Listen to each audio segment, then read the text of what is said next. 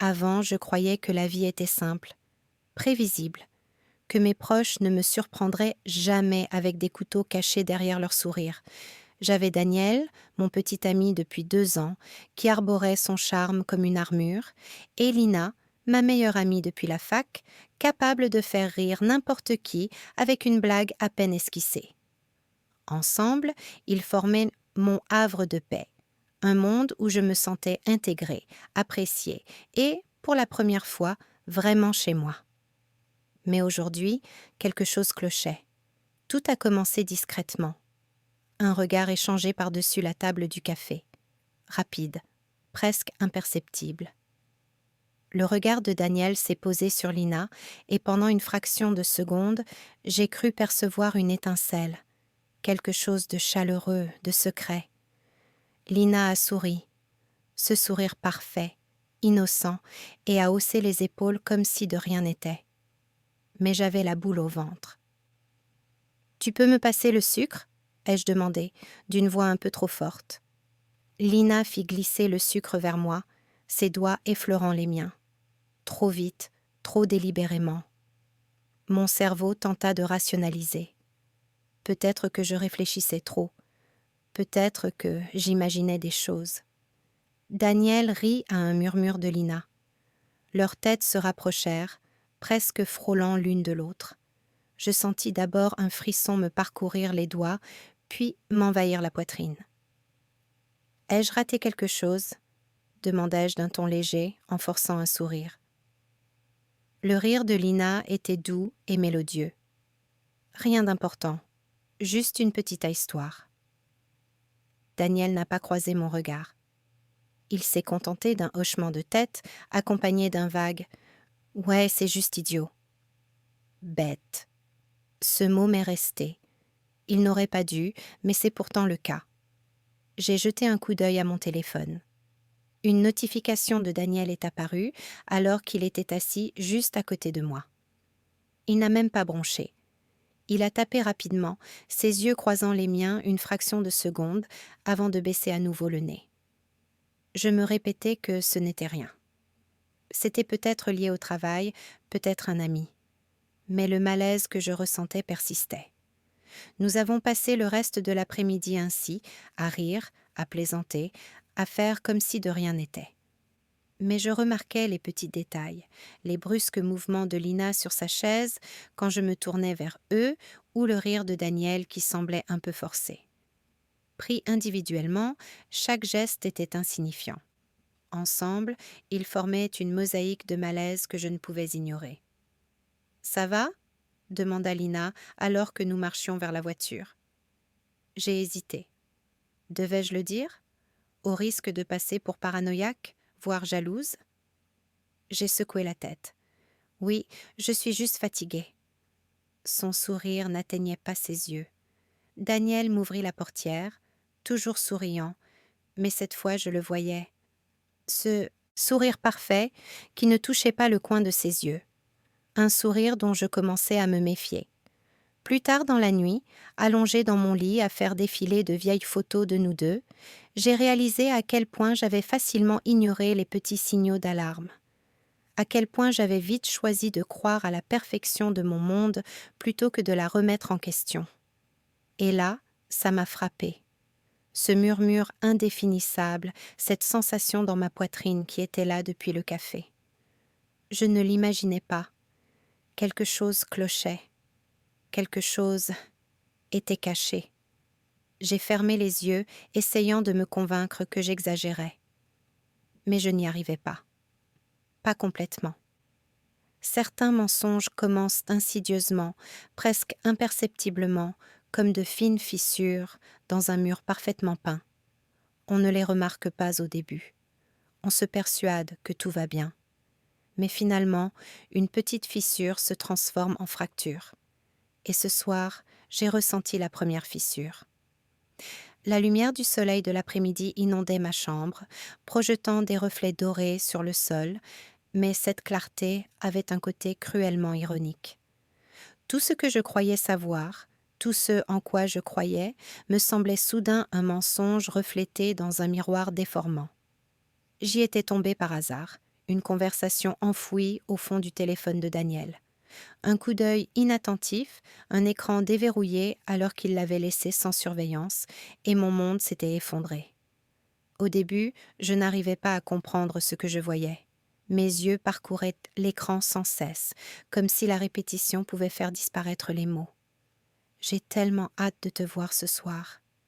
Tu es bien meilleur que ce qu'elle imagine. » Tout est prêt, comme prévu.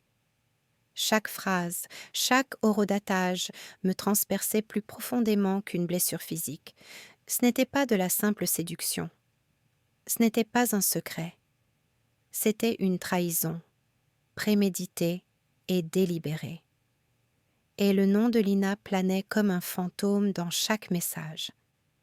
Mes mains tremblaient tandis que je tentais de fermer l'application, essayant de me convaincre qu'il s'agissait d'une erreur, d'un malentendu, mais les preuves étaient là, indélébiles.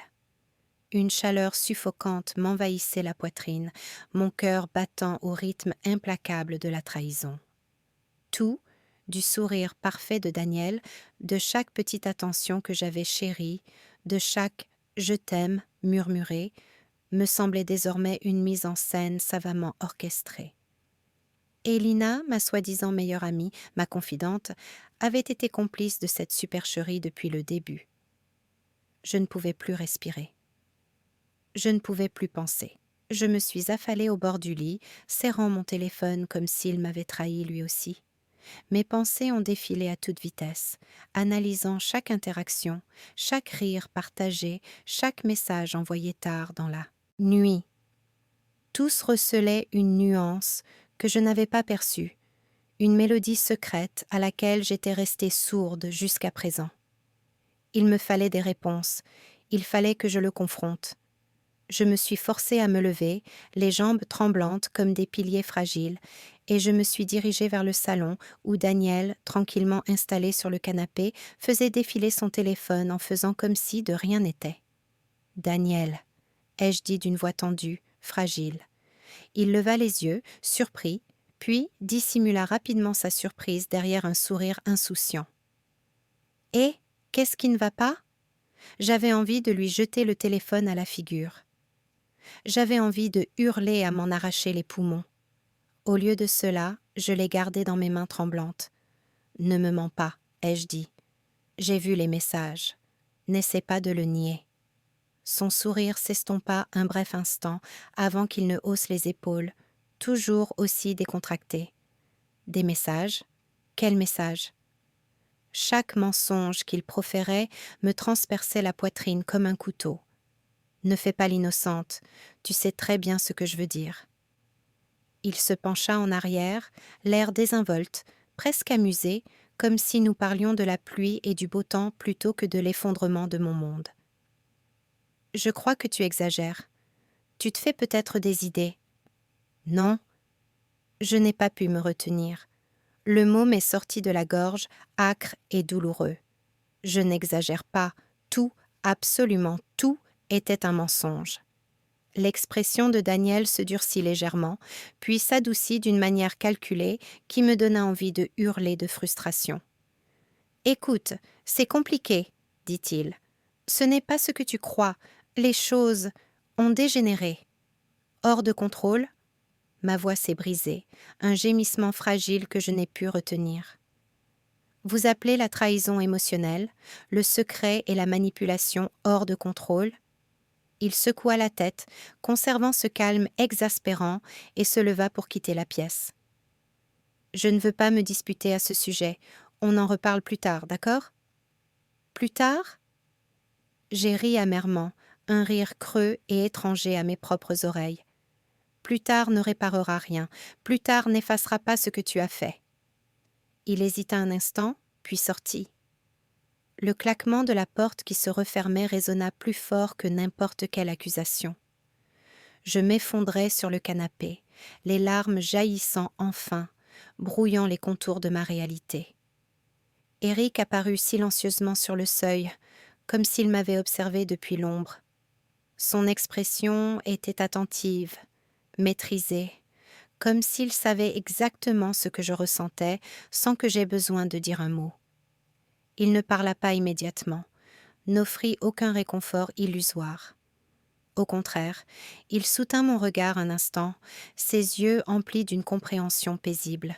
« Tu n'es pas seul, » dit-il doucement, presque dans un murmure. « Fais juste attention. » Ce petit avertissement discret avait du poids. Il n'a pas cherché à s'immiscer, n'a pas exigé de réponse. Il a simplement offert sa présence, un point d'ancrage dans le chaos. Cela a suffi à me rappeler que tout le monde n'était pas pris dans leur filet. Mais même son calme, son soutien, ne pouvaient effacer la fracture qui avait déchiré ma vie. Je suis restée assise là des heures, fixant les murs blancs, la lumière du soleil se fondant dans le gris indifférent de la fin d'après-midi. Chaque souvenir, chaque rire, chaque contact me semblait désormais souillé, déformé par le prisme de la trahison. Je me sentais comme du verre brisé sur le sol, des morceaux tranchants et coupants, impossibles à recoller. Le soir venu, une douleur sourde m'envahit la poitrine. Le monde autour de moi continuait de tourner comme si de rien n'était. Les gens riaient, les voitures passaient, le murmure discret de la vie. Mais intérieurement, j'étais anéantie. Je compris avec une lucidité brutale que la vie que je connaissais, la stabilité que je tenais pour acquise, avait disparu. Les personnes en qui j'avais le plus confiance étaient devenues des étrangères, se cachant derrière des visages familiers. Et je savais une chose. Plus rien ne serait jamais comme avant. La soirée débute dans le murmure des conversations et le tintement des verres lors d'une réception mondaine. J'arrive, d'un calme apparent, vêtue d'une tenue soigneusement choisie qui masque mon trouble intérieur. Daniel et Lina entrent ensemble, rayonnant dans leur image de perfection savamment orchestrée. Leurs rires sont naturels, leurs gestes synchronisés, une mise en scène destinée à tous sauf à moi. Mon estomac se noue, non pas par nervosité, mais par la froide et délibérée conscience de ce que je sais. Tandis que je circule parmi les invités, je garde une distance mesurée, observant, écoutant. Chaque mot échangé, chaque geste subtil est mémorisé. J'enregistre discrètement des bribes de leur conversation et capture de petits détails compromettants sur mon téléphone. Si mon apparence reflète un intérêt désinvolte, intérieurement, mes pensées oscillent entre désespoir et une précision calculée. Je me répète que la patience sera désormais la clé du succès. Eric apparaît à proximité, sa présence rassurante et discrète. Il se penche un instant et, à voix basse, suggère des moyens subtils de recueillir davantage de preuves sans éveiller les soupçons. Point besoin d'actes héroïques ostentatoires. La soirée est un échiquier et nous déplaçons les pièces en silence. Ces conseils stratégiques et sereins renforcent ma détermination, me confortant dans l'idée que je ne suis pas seule face à cette situation. Les interactions avec les personnages secondaires offrent des occasions inattendues. Des invités qui connaissent que Daniel et Lina superficiellement, glissent des remarques anodines, des commentaires innocents qui révèlent des failles dans la façade du couple. J'acquiesce poliment, mémorisant chaque détail, les laissant confirmer ce que je soupçonnais déjà. Pendant ce temps, Daniel et Lina poursuivent leur jeu, indifférents aux regards insistants. Leurs chuchotements, leurs regards échangés et leurs compliments forcés sonnent désormais comme une scène répétée où ils sont à la fois acteurs et spectateurs. Les conversations mettent mon sang-froid à rude épreuve. Un ami proche remarque nonchalamment leur bonheur apparent, faisant inconsciemment écho à mon propre scepticisme. Je réponds avec une neutralité maîtrisée, veillant à ne pas laisser transparaître le tumulte intérieur qui m'habite. Chaque rire, chaque toast devient une preuve supplémentaire. Je repère les moments d'excès de confiance, les lapsus subtils qui trahissent leur malhonnêteté. Mon esprit s'emballe, analysant chaque interaction à la recherche d'une faille, du moment précis de la révélation. Malgré ma concentration stratégique, des éclairs de chagrin persistants percent en mon apparence calculée. Les souvenirs de confiance et d'amour contrastent cruellement avec la trahison désormais manifeste. Je ressens la douleur de ce qui a été perdu, mais ces émotions aiguisent ma détermination au lieu de l'affaiblir. La nuit devient un subtil équilibre émotionnel. Observatrice froide et tactique en surface, cœur blessé au fond, préparant l'ultime révélation. La tension monte au fil de la soirée. Daniel et Lina affichent ostensiblement leur vie parfaite, inconscients que leur récit se fissure sous un regard discret. Chaque toast, chaque compliment, chaque anecdote partagée est méticuleusement consignée dans ma mémoire, préparant le terrain pour une révélation imminente. Eric distille des encouragements discrets, signalant que le moment de la confrontation est proche, mais qu'il doit être parfaitement choisi. Alors que la nuit décline, je prends un peu de recul pour faire le point et examiner les preuves que j'ai recueillies. Une tension palpable plane, la tension est palpable, silencieuse. Je ressens à la fois de l'appréhension et une étrange sérénité. Le décor est planté. Tous les éléments sont en place. Et demain, lorsque la vérité éclatera, elle sera indéniable. Le chapitre s'achève sur cette tension contenue, un moment d'attente maîtrisé. Le public ignore la tempête qui se prépare, et moi, forte de mes connaissances, de mon sang-froid et d'une stratégie bien rodée, je suis prête à orchestrer l'inévitable révélation. La nuit précédant la révélation n'est pas qu'une simple préparation. C'est le calme avant la tempête émotionnelle et sociale qui marquera les jours à venir. J'avais appris une vérité cruciale sur les gens. Ils se révèlent lorsqu'ils pensent que personne ne les observe. Et je les observais. Tout a commencé innocemment. Du moins, c'est ce que je me disais. J'ai commencé à remarquer des schémas. La légère inclinaison de l'écran du téléphone de Lina quand Daniel lui envoyait un message, la façon dont il s'interrompait au milieu d'une phrase quand j'entrais dans la pièce. Au début, je rassemblais des bribes d'informations, des emails qui semblaient étrangement privés, des captures d'écran qui n'avaient rien à faire dans notre cercle d'amis. Chaque élément était un fil conducteur, attendant que je le tire. J'ai créé un dossier sur mon ordinateur portable intitulé « Rien ». Une plaisanterie sarcastique que j'étais la seule à comprendre. J'y ai consigné tous les messages suspects, tous les commentaires chuchotés entendus par hasard, toutes les anomalies que je pouvais noter discrètement. Rien que d'y penser, mon cœur s'est emballé. Un mélange de peur et d'adrénaline m'envahissait. Un soir, Daniel était affalé sur le canapé, son téléphone à la main. Lina était à côté de lui, riant aux éclats de quelque chose que je ne pouvais pas voir.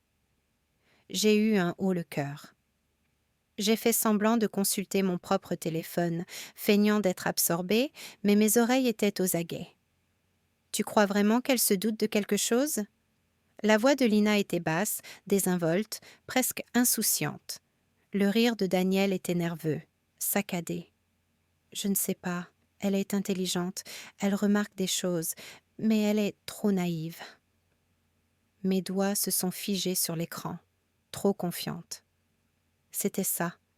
C'est exactement comme ça qu'il me voyait, et cette perception, cette arrogance, allait devenir mon atout. Je me suis réfugiée dans ma chambre plus tard, le cœur battant la chamade, repassant la conversation en boucle.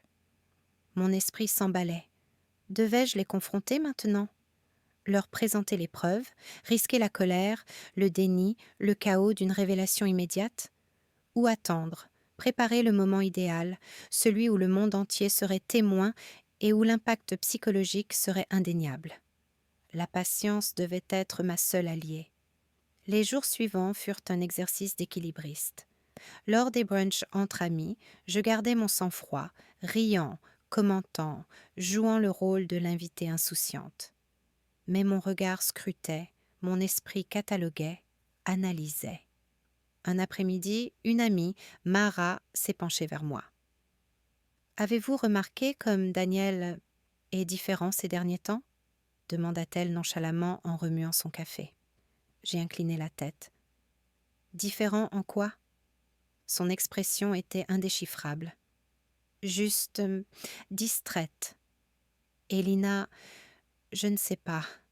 C'est comme si elle parlait un langage que personne d'autre ne comprend. J'ai esquissé un sourire poli, hochant la tête, dissimulant l'émotion qui m'envahissait. La confirmation d'une personne extérieure à leur entourage immédiat était rassurante, une validation subtile et extérieure qui confirmait que mon intuition était juste. Plus tard dans la soirée, je travaillais en silence à mon bureau, casque sur les oreilles, en écoutant de la musique classique douce pour couvrir le bruit de mon enregistreur. Conversations, rires et quelques disputes étaient enregistrés, stockés et classés. Chaque mot devenait une pièce d'un puzzle que je reconstituais peu à peu. Même en public, ils commencèrent à flancher. Les blagues de Daniel étaient un peu trop bruyantes, les sourires de Lina un peu trop figés. Ils n'étaient pas habitués à l'attention que je leur portais et je sentais leur malaise sans qu'un seul mot ne soit échangé. Je débattais sans cesse dans ma tête, arpentant mon appartement pendant les heures calmes de la nuit. Dois-je les affronter maintenant? Ou attendre? Tous les scénarios se sont déroulés. Confrontation, déni, scandale public, rumeurs, réputation ruinée. J'avais la poitrine lourde sous le poids des possibilités, mais au fond, une étrange sérénité régnait. Je n'agissais pas sur un coup de tête. Je me préparais stratégiquement. J'ai appelé Eric, mon confident et observateur de la nature humaine, pour discuter de théories mineures, en pesant soigneusement mes mots afin de ne pas dévoiler l'étendue de mes connaissances. « Ils sont imprudents », ai-je murmuré au téléphone. « Je le vois bien, mais je dois attendre. Que tout soit en place. Je ne peux pas me permettre la moindre erreur. » La voix d'Eric était basse, mais assurée. « Patience, tu as l'avantage. Ils n'en ont pas conscience. Ne te précipite pas. » En raccrochant, j'ai ressenti une soudaine sensation de contrôle. Je n'étais plus l'amie confiante, la partenaire naïve. J'étais l'architecte silencieuse, observant chaque mouvement, chaque expression, chaque secret chuchoté. À la fin de la semaine, j'avais rassemblé suffisamment de preuves. Des courriels détaillant des conversations cachées, des enregistrements de rires et d'aveux, des captures d'écran de SMS supprimés récupérés. L'ampleur de leur trahison se dévoilait sous mes yeux comme une tapisserie minutieusement tissée.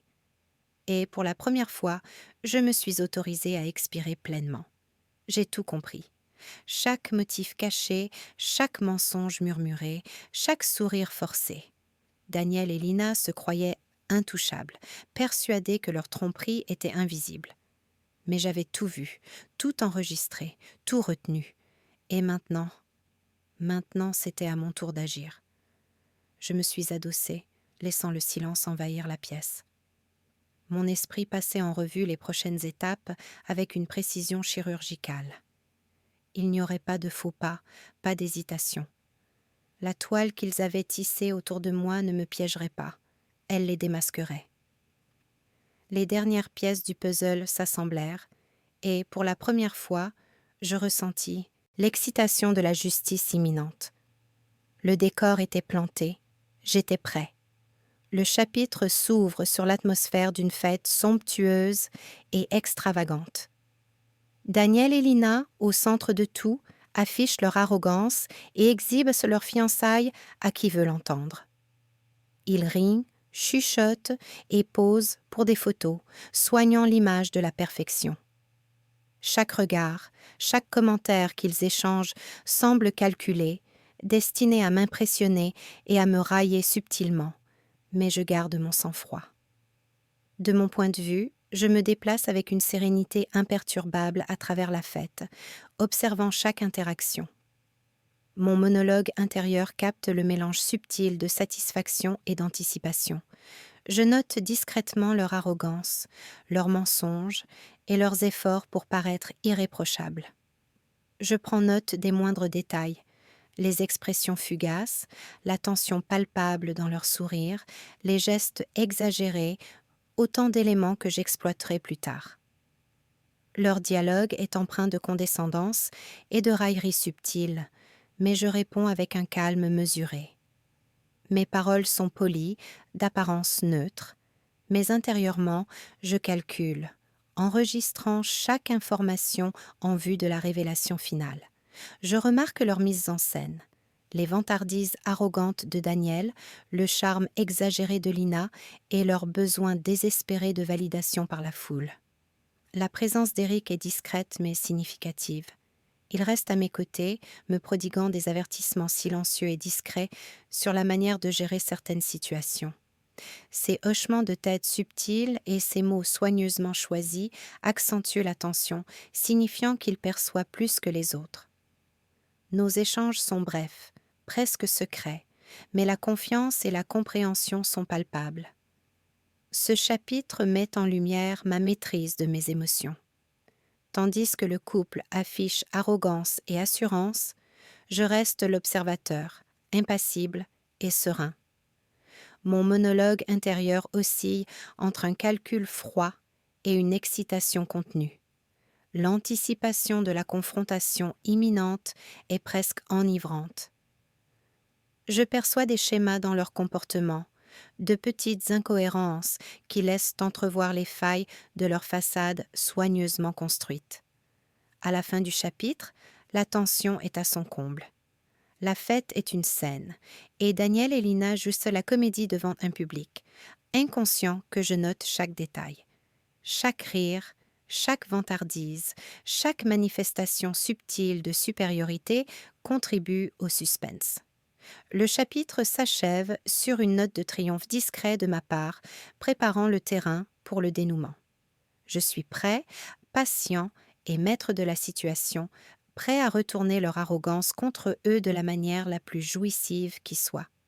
La fête de fiançailles est une scène fastueuse où les apparences masquent les tensions.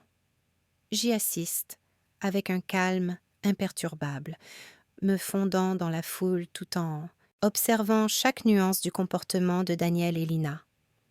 Des indices subtils, un sourire hésitant, un toast un peu forcé, un regard qui s'attarde trop longtemps, révèlent leur malaise grandissant. Avec précaution, j'ai glissé des indices dans les conversations avec des invités influents, sans les confronter directement, mais en semant le doute. Les rumeurs se sont propagées naturellement, une tempête silencieuse qui les a déstabilisés de l'intérieur. Les tentatives de Daniel pour garder le contrôle sont de plus en plus frénétiques, et Lina a perdu son sang-froid, révélant des failles dans l'image soigneusement construite de leur couple. Le dialogue alimente la tension. Les remarques polies sont chargées de sous-entendus, les questions reçoivent paf des réponses d'une imprécision calculée, et les échanges fugaces laissent entrevoir des vérités sous-jacentes. Je ressens un mélange de soulagement et de satisfaction discrète en assistant au dénouement psychologique que j'ai orchestré sans aucune malice manifeste. Ce chapitre met en lumière l'art de la retenue et de l'observation. Je ressens une forme de revanche, non par la confrontation, mais par l'effondrement silencieux de leur façade. De petits gestes, un signal manqué, une réponse hésitante deviennent instruments d'une justice karmique. À la fin de la soirée, la fête de fiançailles se transforme en une célébration sociale et en une scène intime où la tromperie est dévoilée, laissant Daniel et Lina troublés tandis que je reste imperturbable, savourant ce triomphe discret. Après la rupture de leurs fiançailles, Daniel et Lina se retirent dans le calme, visiblement bouleversés et épuisés émotionnellement. J'observe leur départ avec une satisfaction sereine, une reconnaissance discrète d'une justice rendue plutôt qu'une jubilation ostentatoire. Mes conversations avec Eric explorent les thèmes de la trahison, de la confiance et de l'importance d'aller de l'avant, ancrant le récit dans la réflexion plutôt que dans la vengeance. Les personnages secondaires, qui admiraient autrefois la façade impeccable de Daniel et Lina, perçoivent subtilement les failles désormais visibles dans leur image publique. Leurs réactions murmurées soulignent le poids psychologique de cette exposition médiatique, révélant comment des personnalités soigneusement construites peuvent s'effondrer sous le regard critique des autres. À travers des monologues intérieurs, j'explore mon sentiment d'apaisement et d'épanouissement personnel. Ce chapitre met l'accent sur la prise de conscience de soi et la clarté émotionnelle qui découle du dénouement des influences toxiques. Des gestes symboliques, brûler de vieilles lettres, effacer des preuves ou se débarrasser des souvenirs du passé représentent la finalité et le choix conscient de lâcher prise. Ce chapitre s'achève sur mon entrée dans une nouvelle ère d'indépendance et de liberté où je m'épanouis pleinement, libérée de toute trahison. La tempête est passée, laissant place au silence, à la réflexion et à une profonde paix intérieure. La ville avait une odeur différente, plus propre, plus vive, chargée de la promesse de nouveaux départs dont j'ignorais même avoir besoin. J'avais troqué le confort familier contre la liberté et c'était comme me débarrasser d'une seconde peau, lourde, suffocante, et dont il était grand temps. Mon appartement était petit mais lumineux, les fenêtres laissant entrer une lumière qui semblait chasser les derniers vestiges des ombres laissées par Daniel et Lina. Eric avait été mon premier visiteur, bien sûr. Il dégageait sa présence calme, habituelle, un poids rassurant dans une vie qui, ces derniers temps, n'avait rien d'exceptionnel. « Tu as réussi », dit-il en s'appuyant contre l'encadrement de la porte, les mains enfoncées dans les poches de sa veste. Son sourire n'était pas ostentatoire, mais il était suffisamment chaleureux pour me mettre à l'aise.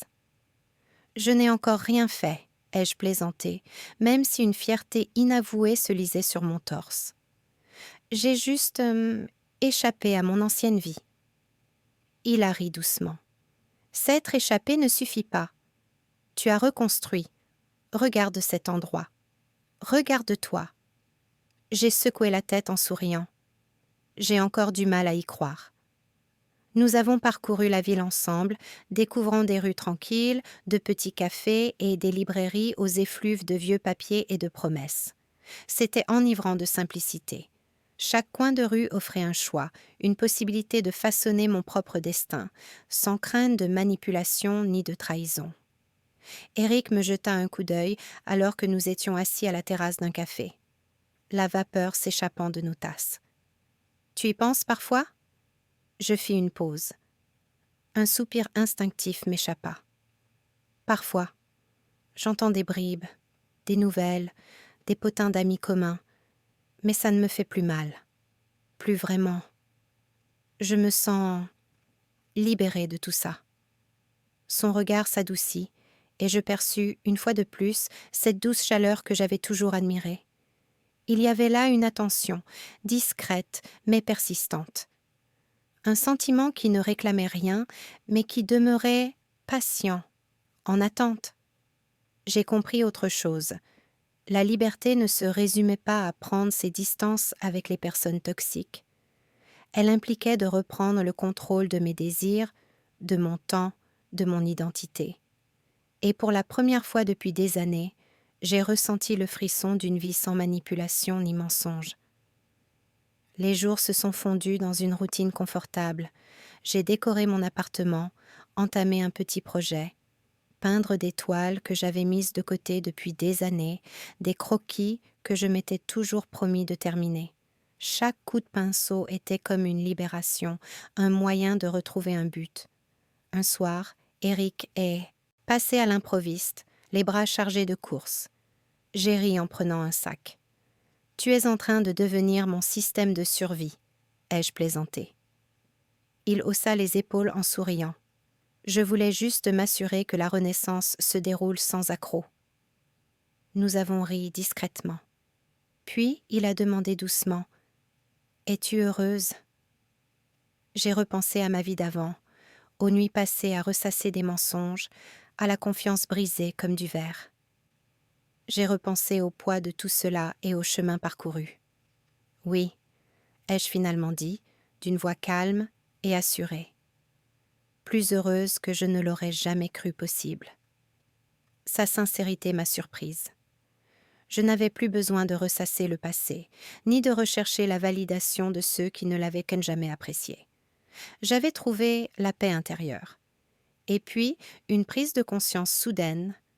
Les sentiments que j'avais toujours gardés à distance pour Eric n'étaient pas seulement de la gratitude.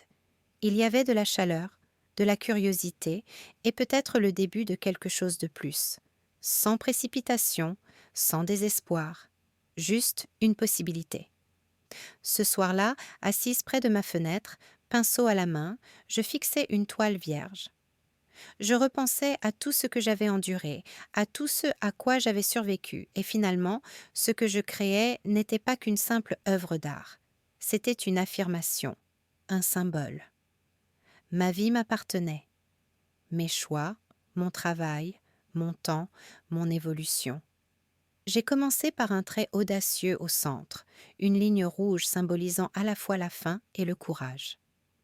Les couleurs ont suivi, des bleus doux, des jaunes porteurs d'espoir, des violets profonds, et à mesure que la toile prenait forme, j'ai senti les derniers vestiges de ma vieille douleur se dissiper. Je me suis arrêtée, prenant du recul pour l'examiner. C'était désordonné, imparfait, chaotique, mais beau en soi. C'était le reflet de mon parcours, sinueux, incertain, mais plein de vie. La voix d'Éric venait de l'embrasure de la porte, douce et taquine. On dirait bien un triomphe. J'ai souri sans me retourner immédiatement. Un triomphe discret, ai-je dit, sans fanfare, juste ça. Cela, c'était tout. La ville, la liberté, le petit appartement, le projet, et l'homme qui, discrètement, était là à mes côtés.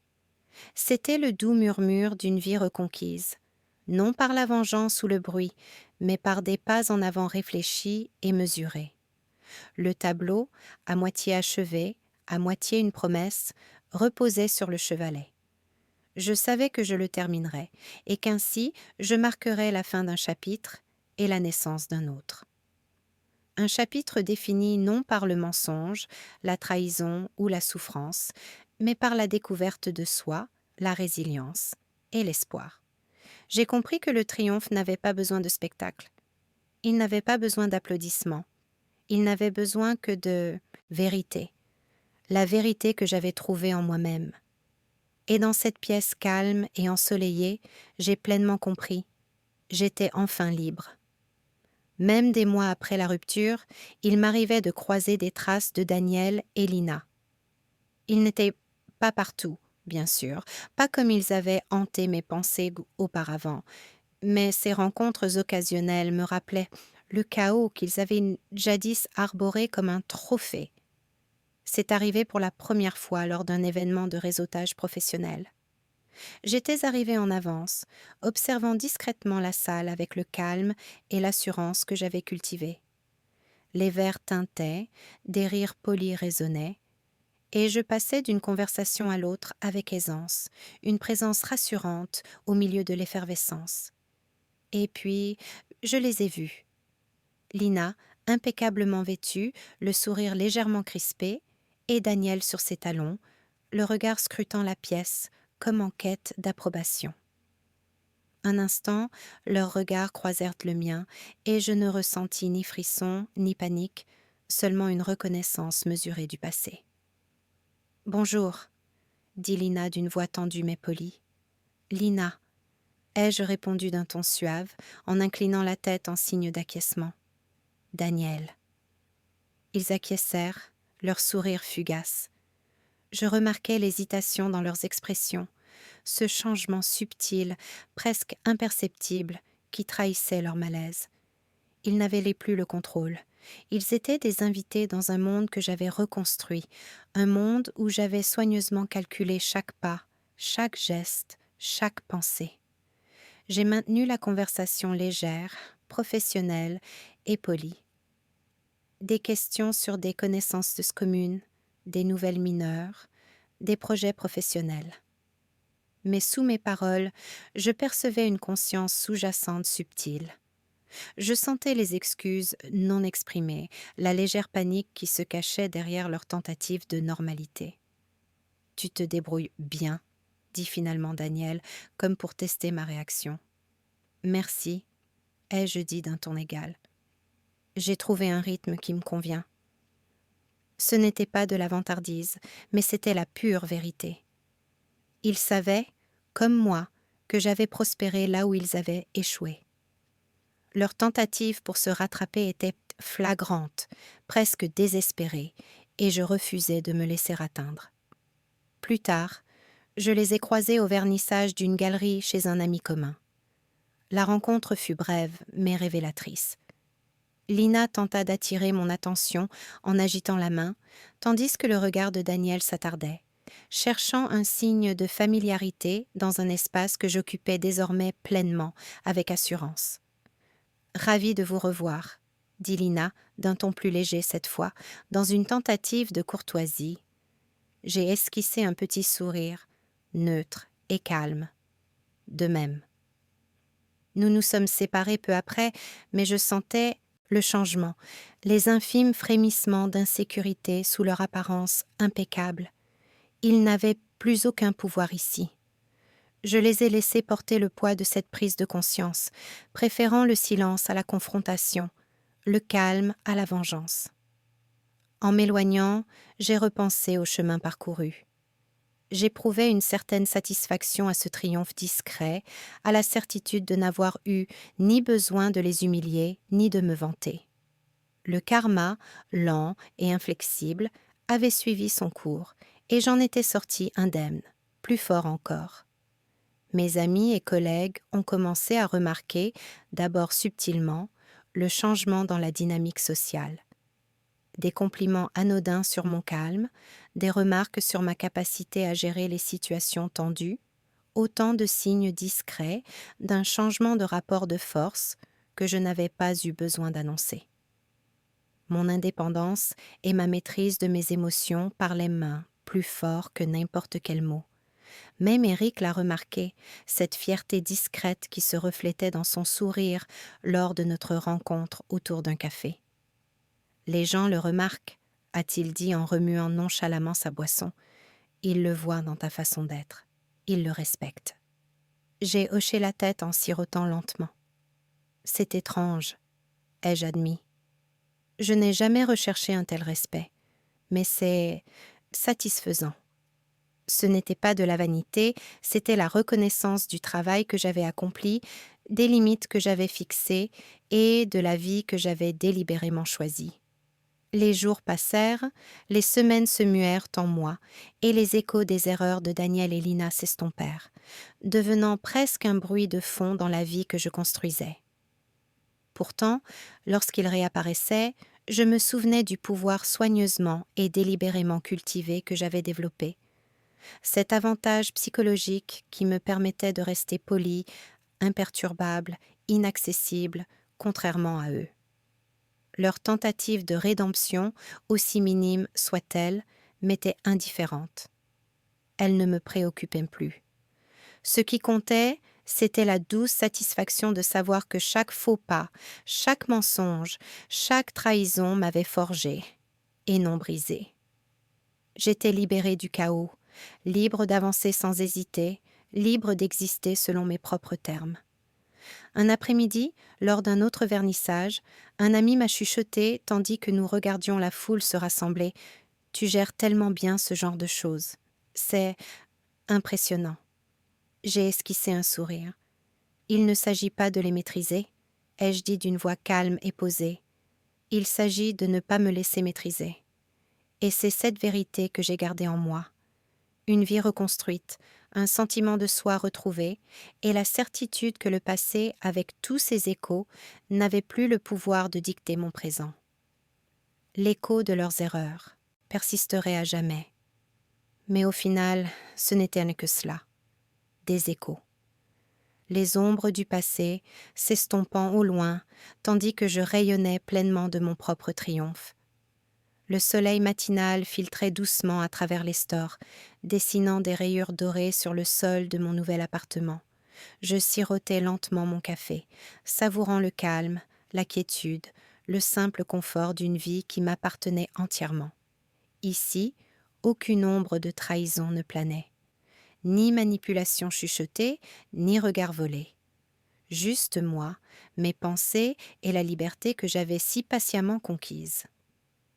Eric arriva discrètement, comme toujours, une présence douce et rassurante, d'une fiabilité rare. Il portait une petite plante enveloppée dans du papier kraft. « Bonjour », dit-il en le posant sur le rebord de la fenêtre. « Je me suis dit que vous aimeriez peut-être commencer votre journée avec quelque chose de vivant. » J'ai souri, une chaleur dans la poitrine que je n'avais pas ressentie depuis des années. « Merci », ai-je dit en effleurant les feuilles. « C'est parfait. » Il s'appuya contre le comptoir, me regardant avec cette attention tranquille si familière. « Comment te sens-tu » Je fis une pause, perdue dans mes pensées. Le passé, les chagrins d'amour, les trahisons, les nuits blanches à comploter, les jours de doute, me traversa l'esprit. Mais c'était différent maintenant. Ces souvenirs n'étaient poignetés plus des chaînes. Ils étaient les jalons du chemin parcouru. « Reconnaissante », ai-je murmuré. Reconnaissante pour tout ce à quoi j'ai survécu, tout ce que j'ai appris. Je suis plus légère que je ne l'aurais jamais cru possible. Le sourire d'Eric s'élargit et je perçus un léger changement dans l'atmosphère entre nous, une subtile allusion à quelque chose de plus. Rien de précipité, rien d'urgent, juste une possibilité. Nous sommes restés assis ensemble un moment à parler de choses insignifiantes. Le nouveau café qui avait ouvert dans ma rue, un projet que j'avais en tête, les livres que je voulais terminer. Une vie simple, ordinaire. Et pourtant, dans cette simplicité, il y avait une force. Il y avait le choix. Plus tard, je suis sortie sur le petit balcon et j'ai contemplé la ville qui s'étendait à mes pieds. Elle était vivante, bourdonnante, indifférente au drame de la veille. Je tenais entre mes mains une petite boîte, les derniers vestiges de mon ancienne vie. Des photographies, des lettres, quelques souvenirs qui avaient jadis une grande valeur sentimentale. J'inspirais profondément, sentant l'air vif emplir mes poumons. Un à un, je déposais les objets dans la boîte, m'arrêtant un bref instant pour en mesurer l'importance.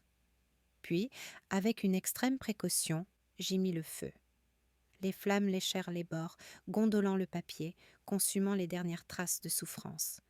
Je regardais la fumée s'élever, emportant avec elle le ressentiment, la peur et le chagrin. « C'est fini ?» La voix d'Eric était douce derrière moi. Je me suis retournée et j'ai croisé son regard. Il n'y avait ni honte, ni colère, seulement de la lucidité. « C'est fait !» ai-je dit fermement. « Enfin !» Il hocha la tête, une reconnaissance silencieuse du voyage que j'avais entrepris. « Vous êtes libre », dit-il simplement. « Oui », ai-je soufflé, laissant le mot s'installer en moi. « Je le suis ». J'ai pensé à Daniel et Lina, non pas avec amertume, mais avec une compréhension détachée. Leur choix leur appartenait, et les miens aussi. J'avais appris la patience, la résilience et l'importance de me faire confiance avant tout. J'avais appris à décrypter les gens, à déjouer leurs mensonges et, finalement, à reprendre le contrôle de ma propre histoire. Eric a pris ma main, un contact réconfortant, apaisant. Je ne l'ai pas retiré. Au contraire, j'ai ressenti le doux frisson de la connexion, un lien forgé non par la dépendance, mais par le respect et la compréhension mutuelle. Peut-être y avait-il plus à venir, une romance, une relation, mais ce serait à ma façon, sans la peur ni le désir. Je suis rentrée et j'ai remis la petite plante près de la fenêtre, observant la lumière du soleil qui l'enveloppait. La vie, ai-je compris, n'était pas qu'une question de survie. C'était une croissance, paisible et réfléchie. Chaque choix, chaque action que j'avais entreprise m'avait menée à cet instant, calme, confiance, pleine maîtrise de moi-même. Je me suis enfoncée dans mon fauteuil avec un soupir, mes doigts effleurant la surface immaculée de mon bureau. La ville bourdonnait en contrebas, indifférente et pourtant attirante. Je n'étais plus hantée par les murmures et les ombres du passé. J'étais vivante dans le présent, façonnant mon avenir. « J'aime ça », dit doucement Eric en désignant la pièce d'un signe de tête, la lumière, le sentiment de paix. Moi aussi, ai-je répondu en souriant. C'est à moi, rien qu'à moi. J'ai repensé aux semaines, aux mois de reconstruction, déménager, réfléchir, créer, lâcher prise. J'ai repensé à la patience que j'avais cultivée, aux victoires silencieuses, aux triomphes discrets qui n'avaient pas jamais eu besoin d'être mis en avant. Et j'ai compris que tourner la page n'était pas une question de confrontation dramatique ou de vengeance. Il s'agissait de choisir la paix, de choisir la liberté et de me choisir moi-même. Alors que le soleil de l'après-midi inondait la pièce de lumière, je me suis adossée, laissant le calme m'envahir. Mon cœur était comblé, non pas de nostalgie ou de regret, mais de sérénité. Le passé existerait toujours comme souvenir, récit d'enseignement et de force acquise. Mais il ne dictait plus ma vie. Je renaissais, non pas dans un éclat de spectacle, mais dans l'acte constant et délibéré de vivre pleinement, librement et en pleine conscience.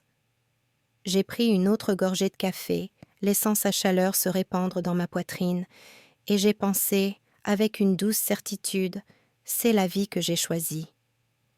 Et pour la première fois, vraiment, j'y ai cru.